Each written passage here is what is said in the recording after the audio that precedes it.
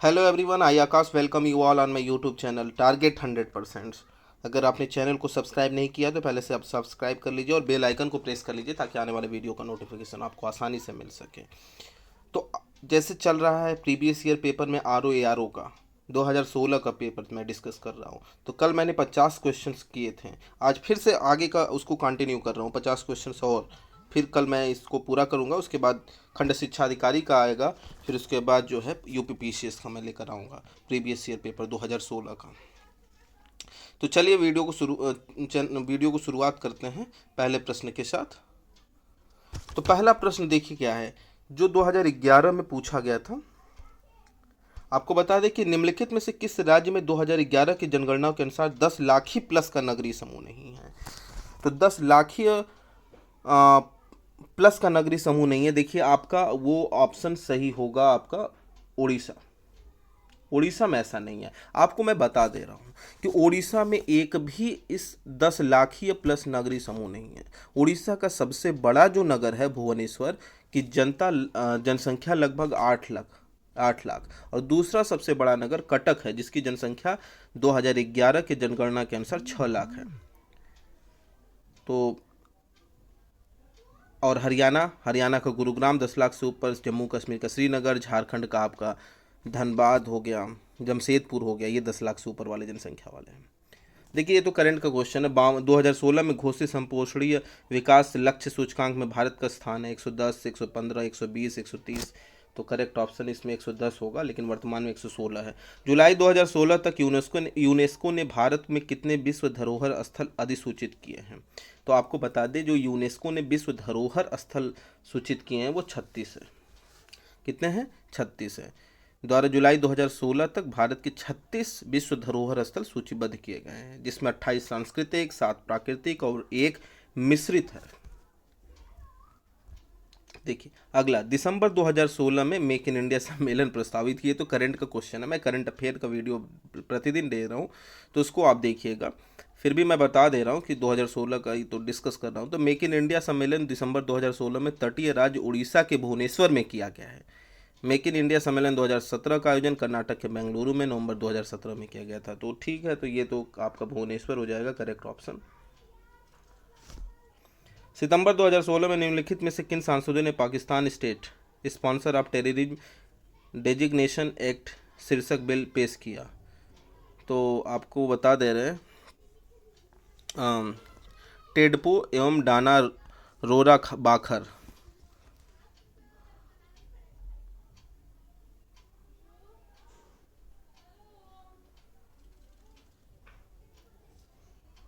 D will be the correct option. अब संघ वित्त मंत्री अरुण जेटली ने अक्टूबर 2016 में घोषित किया आय की घोषणा योजना आईडीएस 2016 के अंतर्गत 30 सितंबर 2016 तक घोषित काला धन है। तो आपको बता दें 64,275 करोड़। ये पुराना क्वेश्चन है लेकिन अब नहीं आएगा ये। पैरालंपिक के इतिहास में पहली बार रियो ओलंपिक 2016 में किस खेल स्पर्धा में भाग लेने के बाद दो भारतीय एक साथ पोडियम पर खड़े हुए। तो पैरा ओलंपिक 2016 का आयोजन ब्राजील के रियो शहर में हुआ था। ऊंची कूद प्रतियोगिता में वरुण सिंह भाटी कांस्य पदक एवं मरियप्पन लुंगा वैल्यू एक साथ पोडियम पर खड़े हुए थे।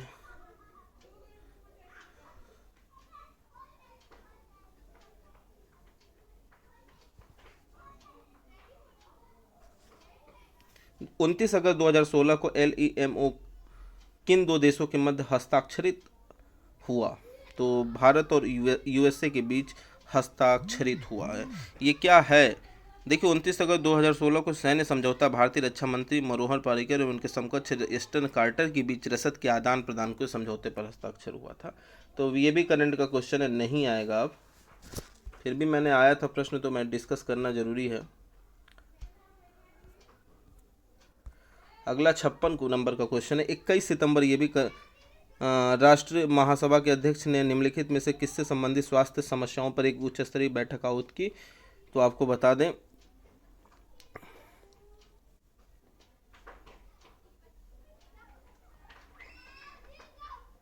तो वो सूक्ष्मजीवी प्रतिरोध पर एक उच्च स्तरीय बैठक आहूत की थी। हाँ ये देखिए, ये क्वेश्चन सही। उत्तर प्रदेश के निम्नलिखित में से किस मंडल में प्रथम समाजवादी अभिनव खोला गया। ये भी 2016 का करंट का ही है। तो आपको बता दें कि 23 अप्रैल 2016 को उत्तर प्रदेश के तत्कालीन मुख्यमंत्री जो थे वो अखिलेश यादव ने प्रथम समाजवादी अभिनव विद्यालय की स्थापना इलाहाबाद के डंडपुर में किया। यह स्कूल यूपी बोर्ड से मान्यता प्राप्त है। उन्होंने डंडपुर गांव में एलईडी ग्राम एवं ओपन डिफेक्शन फ्री गांव के रूप में घोषित किया।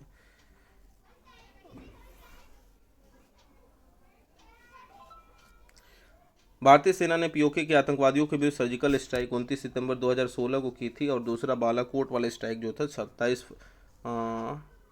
फरवरी नहीं 26 फरवरी 2019 को की थी। नीली नील ब्लू नाइल नदी निम्नलिखित में से किस झील से निकलती है? देखिए, नीली नील ब्लू नाइल नदी निम्नलिखित में से किस झील से निकलती है? आपको बता दें, जो नीली नील या ब्लू नाइल नदी है इथोपिया के ताना झील से निकलती है। कहाँ से निकलती है? इथोपिया के ताना झील से। ये कहाँ है? इथोपिया में है, इथोपिया के ताना झील से।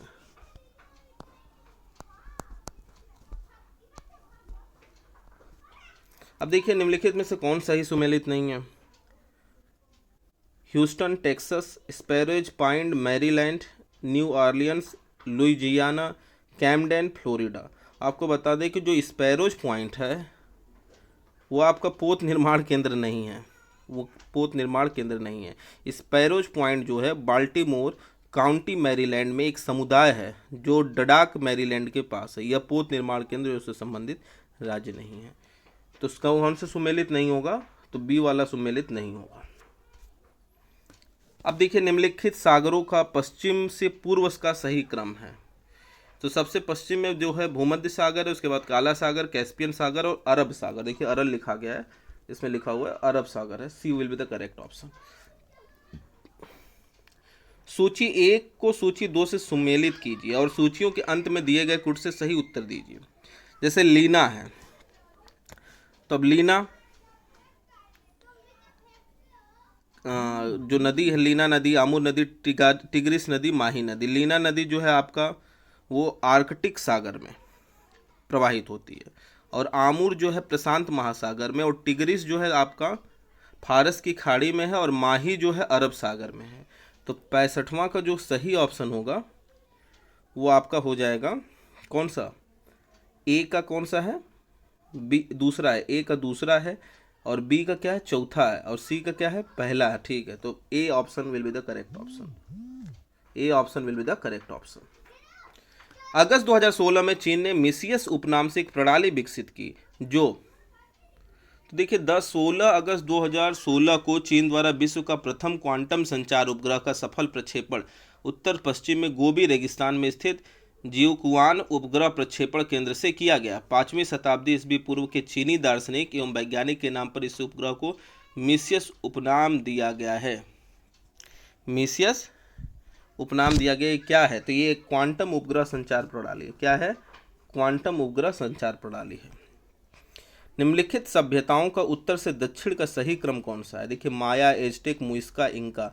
माया, मुइस्का, इंका, एज़टेक। एज़टेक, मुइस्का, माया, इंका, एज़टेक, माया, मुइस्का, इंका। आपको बता देते हैं स्टूडेंट्स कि विश्व के विभिन्न सभ्यताओं का उत्तर से दक्षिण का सही क्रम इस प्रकार से है। माया सभ्यता मैक्सिको, एज़टेक प्रिकोलेबिया, एज़टेक प्रिकोलेबिया, मुइस्का मध्य कोलंबिया तथा डंका पेरू से संबंधित है। फिर से एक बार बता देते हैं, माया सभ्यता मैक्सिको से, म से माया, म से मैक्सिको याद रखिएगा। एज़टेक प्रिकोलोबिया, मुइस्का मध्य कोलंबिया तथा डंका पेरू से संबंधित है। तो सबसे पहले माया होगा, फिर मुइस्का है, फिर डंका है, फिर पेरू है।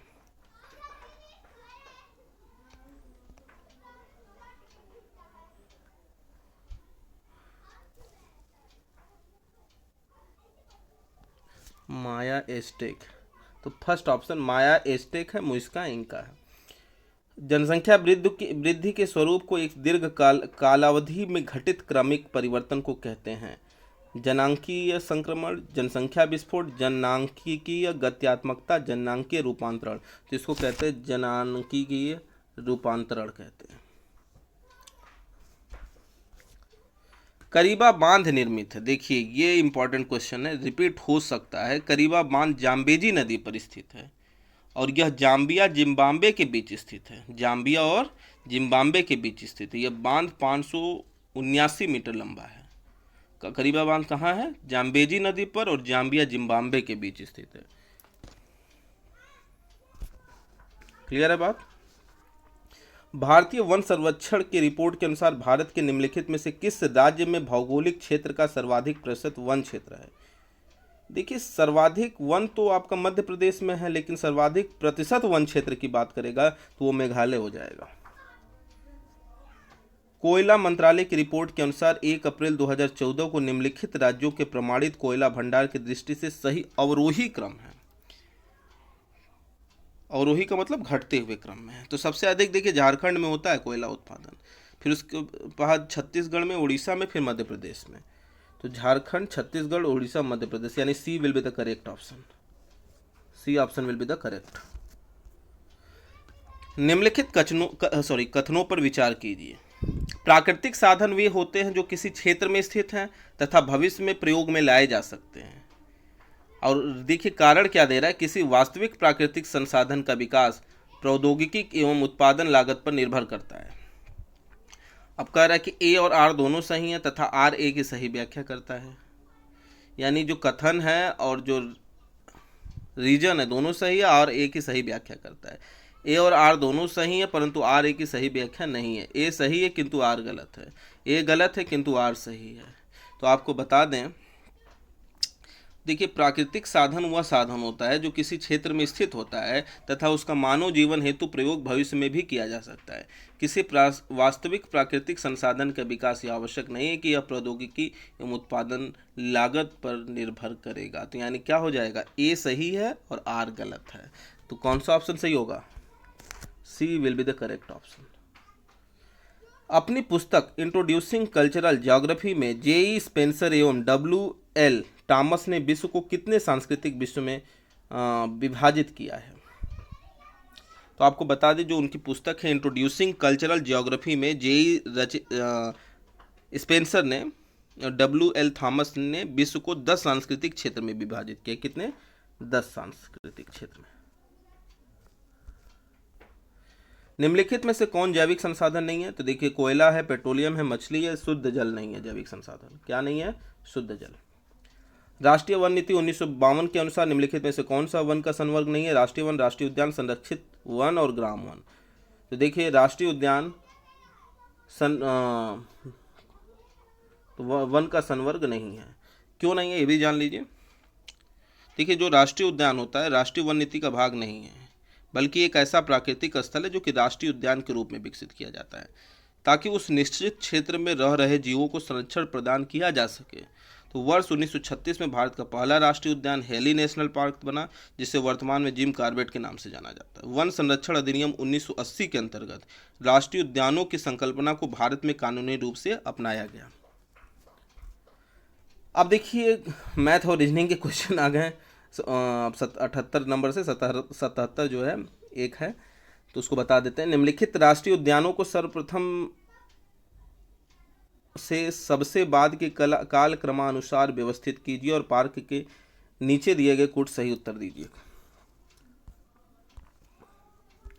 आपको बता दें, देखिए silent valley, Jim Corbett, Kaziranga, Kanha. सबसे पहले देखिए जिम कॉर्बेट नेशनल पार्क 1936 में बना था, जिसका नाम हेली नेशनल पार्क था। बाद में इसको जिम कॉर्बेट कर दिया गया। उसके बाद 1955 में जो है कान्हा नेशनल पार्क बना।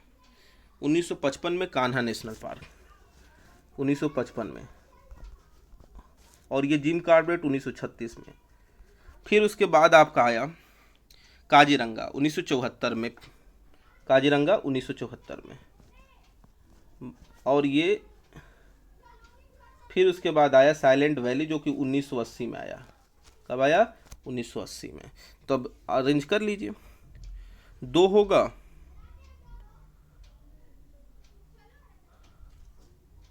फिर 4 होगा, फिर 3 होगा, फिर 1 होगा, यानी D will be the correct option. अब देखिए मैथ का क्वेश्चन आ गया है, तो मैं आपको बता दूं कैसे सॉल्व करेंगे। देखिए 1 होल 1/2, 11 होल 1/2, 111 होल 1/2, 1 1 1 1 होल 1/2। तो इसको बस एक तरीका बता दे रहा हूँ, आप कर लीजिएगा। इसको दोनों को अलग कर लीजिए। 1 प्लस 1 प्लस 1 1 1 प्लस 1 1 1 1 कर लीजिए, और प्लस इसको कर लीजिए जो 1/2 कितने बार है, 4 बार है, 1/2। अब इनको ऐड करेंगे स्टूडेंट्स, 4 बार है ना, एक बार और। अब इनको ऐड करेंगे तो देखिए क्या आ जाएगा आपका 1, हाँ 1 2 3, 1 2 3, और ये आ गया आपका 1 2 3 4, 4 आ जाएगा। और इन चारों को ऐड करेंगे, आधा प्लस आधा एक, आधा प्लस आधा एक, तो 1234 प्लस 2 क्या हो जाएगा, 1234 प्लस 2 1236, यानी आपका 1236 हो जाएगा करेक्ट ऑप्शन। क्या हो जाएगा, करेक्ट ऑप्शन। निम्नलिखित अक्षर श्रेणी में लुप्त अक्षर क्रम से हैं। देखिए ए 1 2 3 4 5 6 7 8 9 10 11 12, तो अब इसको 4 4 में डिवाइड कर लीजिए। तो अब देखिए ए बी है, यहाँ पे भी बी हो जाएगा दूसरे वाले में, और देखिए तीसरे स्थान पे यहाँ सी है, तो पहला सी हो जाएगा, फिर चौथे स्थान पे क्या रेंज है, बी है। देख रहे हैं यहाँ से तीसरा चौथा स्थान दिया है, तो दूसरे स्थान पे आपको दिख ही रहा है बी है,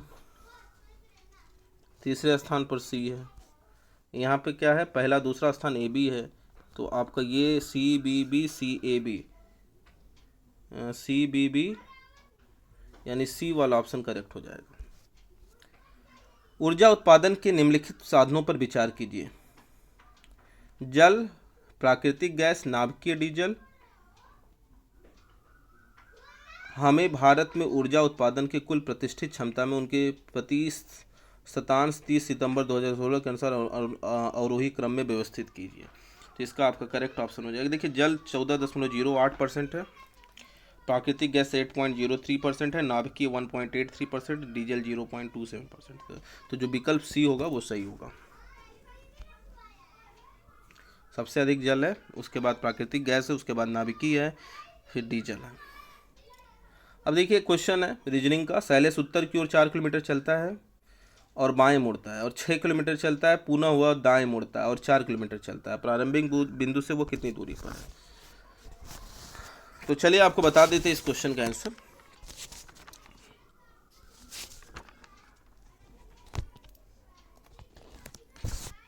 अब देखिए ये आपका डायरेक्शन है ईस्ट वेस्ट नॉर्थ साउथ। तो अब शैलेश क्या करता है, उत्तर की ओर चलता है, इधर चलता है कितना, 4 किलोमीटर, 4 किलोमीटर उत्तर की ओर चलता है, और वो बाएं मुड़ता है। कहाँ मुड़ता है, बाएं मुड़ता है। तो किधर जाएगा, अगर उत्तर की तरफ है तो इधर बाएं मुड़ेगा, बाएं मुड़ता है, फिर क्या करता है, 6 किलोमीटर चलता है, 6 किलोमीटर चलेगा।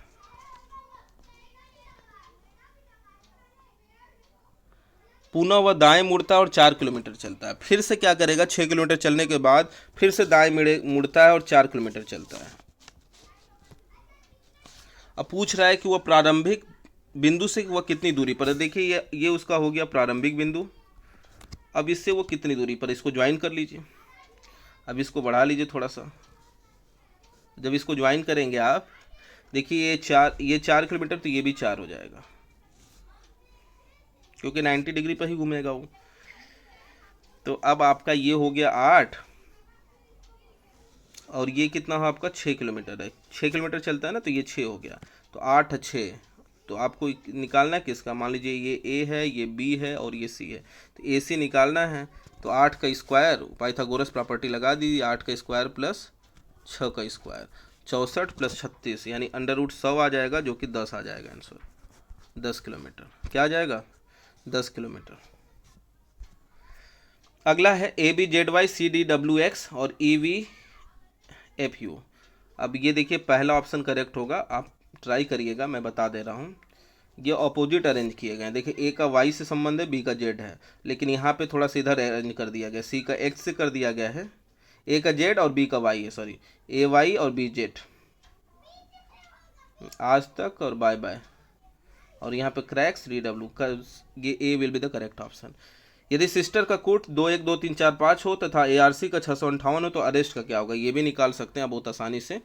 तो AR जो है आपको दिख ही रहा है 65655, ई का कोड क्या है 4, ई का कोड 4 है, तो जाहिर सी बात है ये वाला सही हो जाएगा।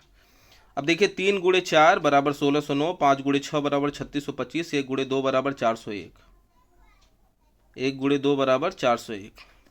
यहाँ पे आप ध्यान दीजिएगा 4 का स्क्वायर 16 और 3 का स्क्वायर 09। पहले 4 के जो बाद वाला नंबर है उसका स्क्वायर पहले लिखा है और जो पहले है उसका बाद में लिखा है। यहाँ पे देखिए 6 का स्क्वायर 36 और 5 का स्क्वायर 25।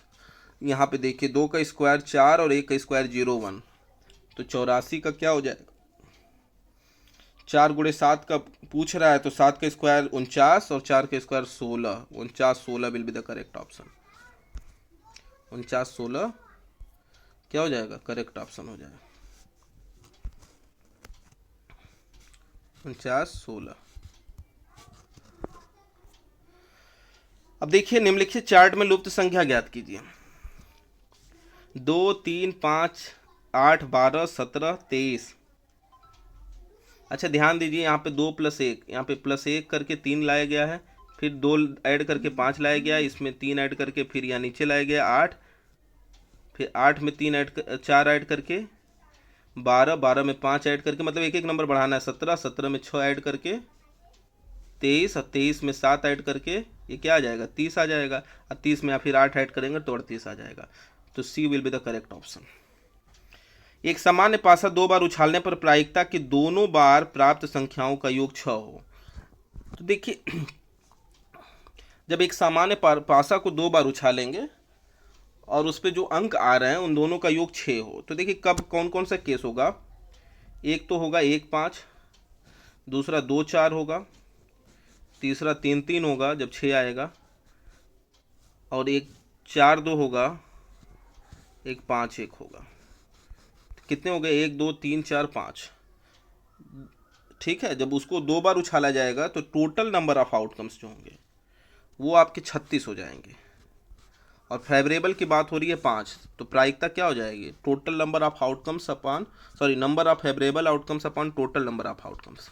तो आंसर क्या हो जाएगा 5/36।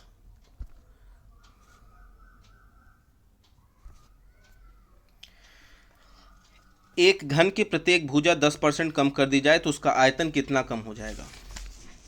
तो उसका आयतन कितना कम हो जाएगा ये आप बताइएगा सॉल्व करके।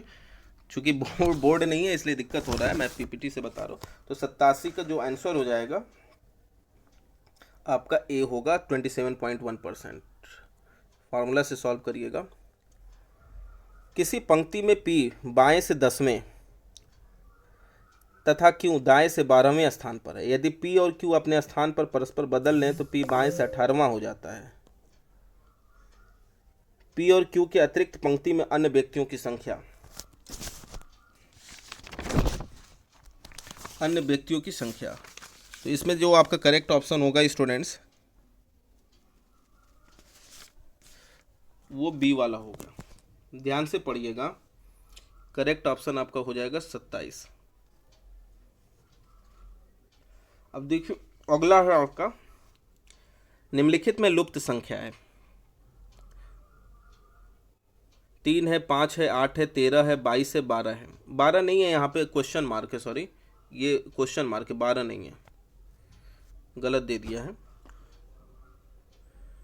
तो देखिए अंतर क्या है, 3 में 5 2 जोड़ा गया, 5 में 3 जोड़ा गया तो 8, 8 में 5 जोड़ा गया तो 13, 3 + 2 5, 5 + 3 8, 8 + 5 13 हो जाएगा।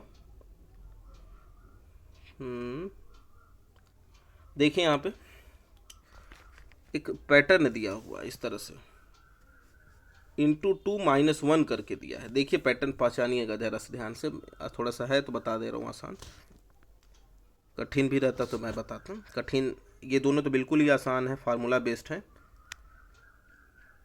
तो देखिए 3 × 2, 3 दूना 6 - 1 5 हो जाएगा, 5 दूना 10 - 2 8 हो जाएगा, 8 दूना 16 - 3 और 13 दूना 26 - 4 22 हो गया, 22 दूना 44 - 5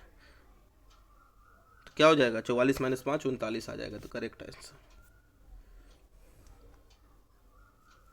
अब देखिए, एक लड़के से कहा गया कि वह एक संख्या के आधे को 6 से भाग दे, शेष आधे को 10 से भाग दे और प्राप्त उत्तरों को जोड़ दे। उसने समय बचाने के लिए संख्या को 1/2 6 + 10 से भाग दे दिया। उसका प्राप्त उत्तर वास्तविक उत्तर से होगा कम अधिक वही संख्या पर निर्भर करता है। तो जाहिर सी बात है वही उत्तर होगा, क्योंकि वही काम तो किया है, वो कॉमन ले लिया 1/2। अब देखिए, एक धन ए बी सी और डी में इस प्रकार बांटा गया कि ए और बी 3 संबंधित 5 के अनुपात में, बी और सी 6 संबंधित 7 के अनुपात में, और सी और डी 8 संबंधित 9 के अनुपात में। 3 संबंधित 5, 6 संबंधित 7 और 8 संबंधित 9 के अनुपात में प्राप्त करते हैं ए और डी को प्राप्त होने वाले भागों का अनुपात।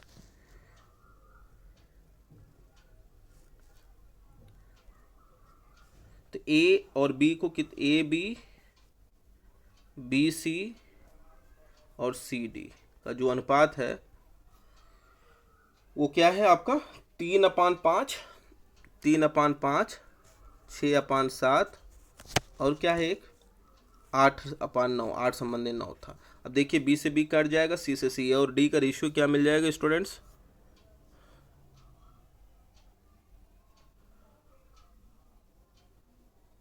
8/9 है ये।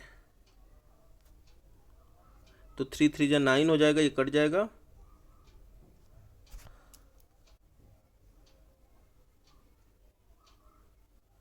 और ये 3 2 जा 6 हो जाएगा। तो 8 दूना 16/35, क्या आंसर आएगा, 16/35। करेक्ट ऑप्शन क्या हो जाएगा, 16/35। दो संख्याओं का योग 10 तथा उनके वर्गों का अंतर 40 है, दोनों में बड़ी संख्या कौन सी है। दो संख्याओं का योग, मान लेते हैं दो संख्या है x और y, इन दोनों का योग आपका दे दिया है 10, उन दोनों का अंतर क्या दे दिया है, x² - y² बराबर दे दिया है आपका 40। ठीक है, तो देखिए इसको x + y x - y भी लिख सकते हैं, x + y और x - y बराबर 40 लिख सकते हैं, और यहाँ से x + y की वैल्यू लिख दीजिए। तो x - y बराबर क्या आ जाएगा, 40/10 जो कि 4 आ जाएगा, 40/10 जो कि 4 आ जाएगा। फिर उसको सॉल्व कर लीजिए आप। अब जब इसको सॉल्व करेंगे, x - y बराबर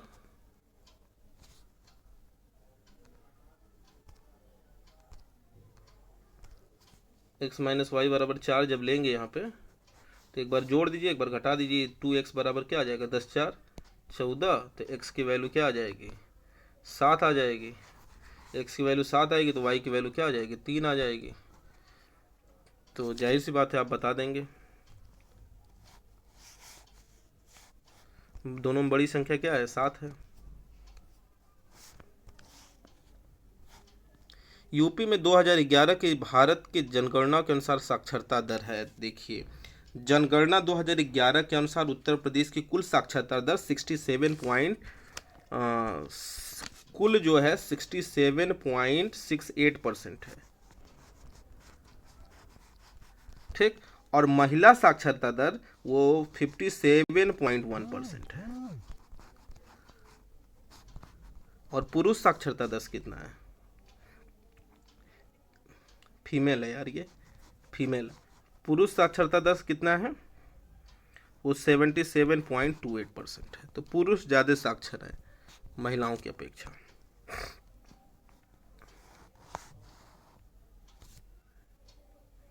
(67.68%) भारत के सभी राज्यों में उत्तर प्रदेश का क्षेत्रफलानुसार कौन सा स्थान है, तो तीसरा स्थान है। पहले पे राजस्थान है, दूसरे पे मध्य प्रदेश है।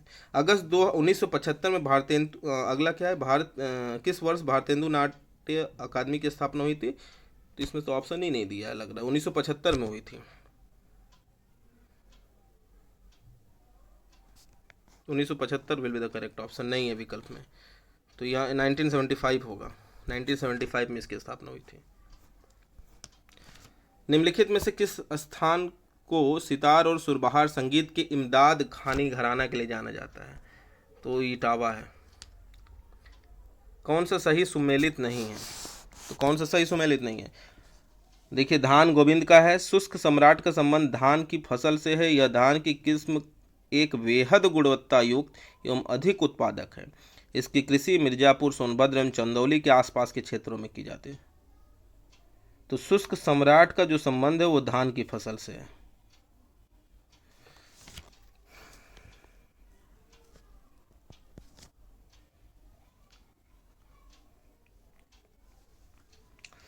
निम्नलिखित में से किस जिले में मार मृदा पाई जाती है?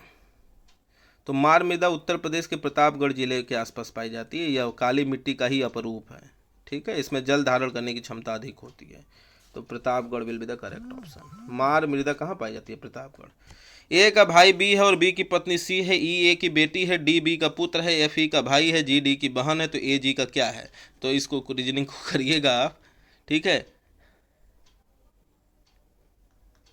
ठीक है।